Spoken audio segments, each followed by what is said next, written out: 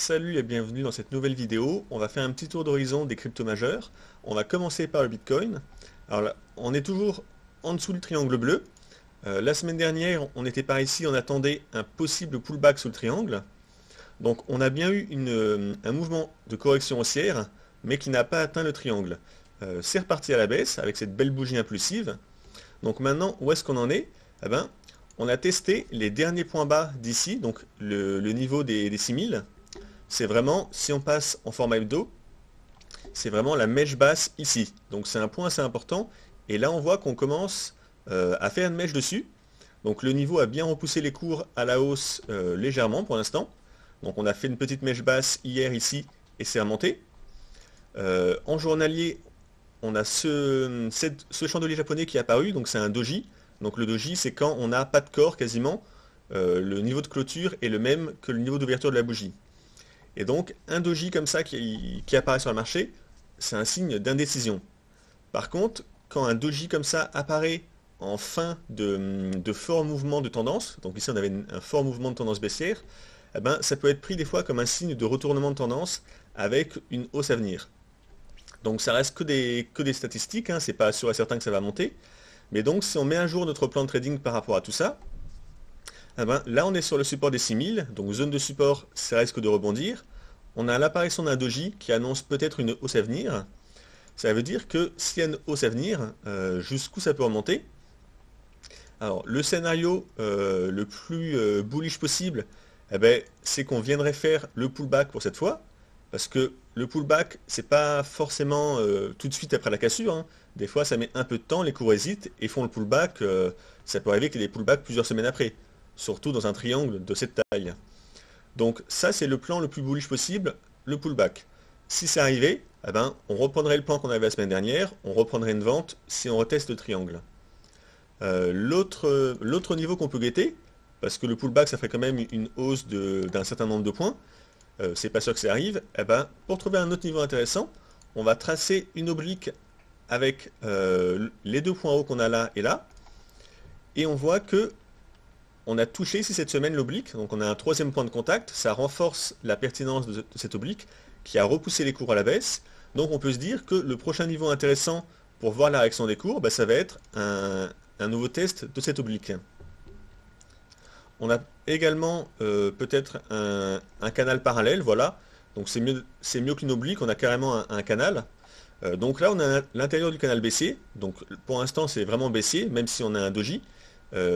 Si ça rebondit un peu, eh ben, peut-être que le retest de ce canal pourrait être un niveau intéressant pour vendre.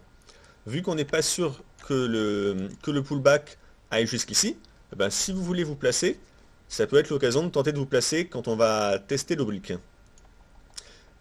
Si vous faites ça, l'avantage c'est que vous avez un stop relativement serré, parce que vous mettez un stop un peu au-dessus du canal, et ce que vous jouez c'est la reprise baissière quand ça va tester le canal. Si jamais ça le casse à la hausse, bah, vous sortez de position, ça ne vous a pas coûté très cher, et vous attendez cette fois-ci qu'on ait atteint la ligne en bleu pour vous replacer. Donc ça c'est les deux scénarios possibles, donc soit le canal, soit le pullback si c'est une correction haussière de plus long terme. Donc c'est les deux scénarios pour se placer à la vente en cas de correction haussière dans les prochains jours. Mais si jamais ça n'a pas lieu et que les cours continuent à baisser, les autres niveaux d'intervention, pour moi c'est si on dépasse le point bas ici, donc les 6000, en clôture journalière sous les 6000, pour moi ce serait un signe baissier. Donc là on pourrait se placer à la vente. Ou alors dans la journée, même si on n'est pas en clôture journalière, si jamais on devait faire une nouvelle bougie qui dépasse la mèche du doji qu'on a ici, donc elle est à 5763, eh ben, ça pourrait être un signe d'accélération baissière et on pourrait essayer de se placer en direct pendant la journée. Donc voilà pour les plans de vente si ça continue à baisser. L'objectif logique, si on repasse en graphique hebdo, eh ben, c'est le niveau des 5000, c'est cette oblique de support avec ce petit point haut qu'on a là à l'horizontale. C'est les 5000 qu'il faut viser, et sur les 5000, il faudra voir comment vont réagir les cours pour la suite. Mais voilà donc pour les différents niveaux d'intervention qu'on aurait sur Bitcoin pour la semaine à venir. Sur l'Ethereum, on est toujours dans ce canal baissier. Les points qu'on avait mis en évidence la semaine dernière, ben, les deux ont été touchés. Ici, on a testé le haut du canal une troisième fois. C'est reparti à la baisse assez violemment. Et on a atteint ici ce niveau. Donc c'est cette oblique en rouge, c'est une ligne de support. On va passer en hebdo parce qu'on la voit mieux. En hebdo, c'est cette ligne. Donc c'est une ligne long terme quand même, qui supporte les cours, et là on arrive dessus. Donc il peut y avoir des rebonds. D'ailleurs on voit qu'on a une belle mèche dessus. C'est assez logique, c'est quand même un support hebdomadaire, donc c'est un support important. Par contre, il ne faut pas oublier qu'on a en dessous ce support horizontal ici, donc à 369. C'est l'ancien point bas ici. Donc c'est un niveau assez important. Et si on repasse en hebdo, c'est ce point bas. Donc on voit vraiment que c'est un point bas très important. Et c'est également cette zone ici et là qui a fait 2 fois résistance. Donc c'est un niveau aussi très intéressant à aller chercher. Donc ça veut dire que peut-être, si on avait un scénario idéal, bah, les cours continuent à baisser, on fait une mèche basse peut-être sur ce niveau, et ça repart à la hausse. Il faut se dire qu'une mèche basse en format hebdo, ça peut très bien toucher là et remonter par la suite. Bon là c'est qu'un scénario qu'on aimerait bien, c'est pas du tout sûr que ça se passe comme ça, hein. Mais si ça se passait comme ça, là on pourrait prendre un achat ici, et on aurait vraiment un prix d'entrée intéressant. Cela dit, vu que c'est pas obligé que ça se passe comme ça, hein, là c'est le scénario vraiment idéal qu'on voudrait, ça peut très bien peut-être rebondir également ici. Mais dans tous les cas, pour l'instant on ne sait pas. On n'a pas assez d'indices, pas assez de certitudes. Donc le plus prudent dans ce cas-là, c'est de rien faire, d'attendre. Et si jamais ça repart à la hausse, eh ben le signal pour se positionner, pour moi, ce serait si on casse ce canal en bleu. Donc là, peut-être que ça va rebondir ou pas. Donc vu qu'on ne sait pas, on fait rien. Et si ça rebondit, le signal pour dire que ça rebondit vraiment pour nous, eh ben, ça serait si on cassait cet oblique en bleu. Là, si on l'a cassé en clôture journalière, eh ben, on pourrait tenter de prendre un achat en jouant la cassure de ce canal baissier avec une poursuite de la hausse. Et ça nous permet d'avoir un stop relativement serré, parce que si on le casse à la hausse, on met un stop à l'intérieur du canal un peu en dessous, et ça fait un stop assez serré. Ce qu'on joue, c'est vraiment la cassure du canal. Si c'est une fausse cassure, tant pis, on sera stoppé, on n'aura pas perdu grand-chose. Mais si la cassure est avérée et que ça continue à monter après, on a des belles perspectives de gain, et les perspectives de gain qu'on peut envisager, ben, vous pouvez simplement viser les retours sur les différents points hauts. Ici, on a un point haut, donc à 542. Ici, on a un autre point haut intermédiaire. Ici, pareil. Et au final, on pourrait viser jusqu'ici, dans le meilleur des mondes, à 838. Bon, ça reste que purement théorique pour l'instant. C'est plutôt orienté à la baisse et crypto, donc il ne faut pas se précipiter. Mais gardez en tête ce canal bleu baissier.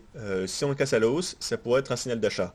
Si on ne le casse pas à la hausse, il faut attendre pour se positionner qu'on ait refait un test de l'ancien point bas ici. Alors sur le Litecoin, la semaine dernière, on avait tracé cette fourchette d'Andrews et elle a bien fonctionné cette semaine. On a retesté le haut de la fourchette ici et c'est reparti à la baisse. Donc là, on est toujours collé sous cette oblique haute de la fourchette qui fait résistance.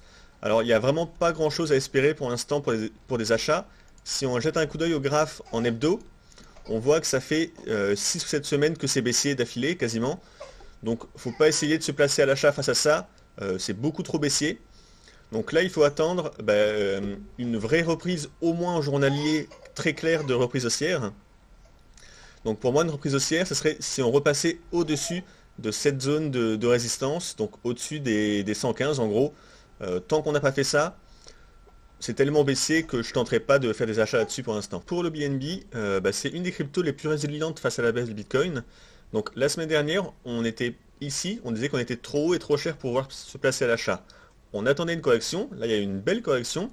Donc maintenant, si on actualise un peu notre plan, on est toujours dans ce canal haussier, donc il faut fondamentalement chercher des achats. Et ben, là on est sur un niveau qui pourrait être intéressant. Ici, on aurait fait un espèce de double top. Là, on aurait fait un espèce de double creux ici. Donc ce point bas. Et là, on est en train de faire un autre point bas au même niveau. Et on voit que ça commence à rebondir un peu. Donc ça pourrait très bien être un double creux. Et si c'est un double creux, ça va repartir à la hausse.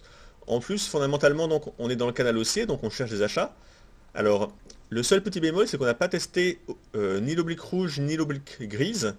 Donc là, ça aurait été le niveau parfait pour tenter des achats. Mais là, on est quand même sur un niveau de support qui est intéressant pour tenter des achats. Si vous voulez tenter, le niveau est pas mal avec un stop sous la mèche ici, donc un stop vers 13,20 pour jouer le double creux. Avec un rebond rapide des cours, et on va aller retester le sommet, donc vers les 17, et peut-être même le casser à la hausse, parce qu'on est en tendance haussière, donc en tendance haussière, on fait des nouveaux points hauts normalement. Donc peut-être jouer un retour sur le haut du canal. Si vous voulez jouer avec plus de marge à plus long terme, l'autre possibilité c'est d'acheter et de placer un stop sous ce point bas vers les 11, 30. Là, c'est si vous voulez être sûr d'être en position, donc le stop est beaucoup plus cher, donc il faut prendre une position plus petite, mais ça vous permet de vous placer dans la tendance, et depuis qu'on est dans ce canal, vous voyez que les points bas sont de plus en plus hauts. Donc il faut se dire que ce point bas qu'on a ici, eh ben, logiquement on ne devrait pas le dépasser à la baisse, vu qu'on est en tendance haussière. Si on le dépasse à la baisse, ça invaliderait notre scénario haussier et tout le plan. Mais ça peut très bien continuer à baisser un peu, revenir tester par exemple le canal avant de rebondir. C'est pas dit que ça rebondisse forcément sur le double creux. Donc si vous voulez être plus serein et avoir un stop plus large, ben, il faut placer le stop sous ce point bas. Et dans ce cas-là, si le double creux marche, ça repart à la hausse, tant mieux, vous gagnez tout de suite. Si ça ne redémarre pas tout de suite, eh ben, ça va continuer à tester cette oblique en gris, puis celle-ci. Et là, vous avez en quelque sorte 2 chances de plus que les cours rebondissent sur ces niveaux et repartent à la hausse. Comme ça, si le double creux est invalidé, vous n'êtes pas sorti. Et ça vous permet vraiment d'essayer de tenir la position pour du long terme. Donc là, ça dépend de votre profil. Si vous voulez un stop serré, bah, le niveau est pas mal quand même pour tester de jouer le double creux avec un stop sous la mèche ici. Si vous jouez à plus long terme, c'est le stop sous ce point bas que vous devez mettre. Et donc la perspective, ben, c'est un retour de la hausse avec peut-être un premier take profit quand on arrive au dernier point haut ici, donc à 17,30 en gros. Et si vous jouez pour du long terme, eh ben, vous laissez courir une partie de la position et vous jouez la poursuite de la hausse à l'intérieur du canal.